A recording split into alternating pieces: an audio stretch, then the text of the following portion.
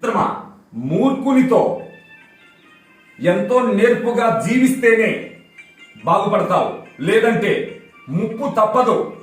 ఒక మహారాజు యుద్ధంలో విజయుడై వచ్చి ఉద్యానవనంలో అరుగు మీద నిద్రపోతున్నాడు.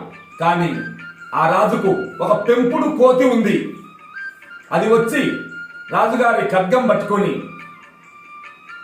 కాపు కాస్తుంది. కొద్దిసేపటికి ఒక ఈగ ముక్కు మీద వచ్చి వాళ్తుంటే 2-3 మాటలు అదిలిచ్చింది, కానీ అది పోలేదు. అప్పుడు కోతికి ఎక్కడ లేని కోపం వచ్చి నిన్ను నరికి పారేస్తానని చెప్పి ఖడ్గం తీసుకొని రాజు ముక్కున కొట్టింది.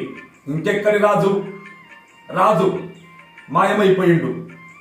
అంటే మిత్రమా, మూర్ఖునితో స్నేహమైన ఏదైనా తీర్పైనా మూర్ఖుని దగ్గర ఎప్పుడూ అడగొద్దు.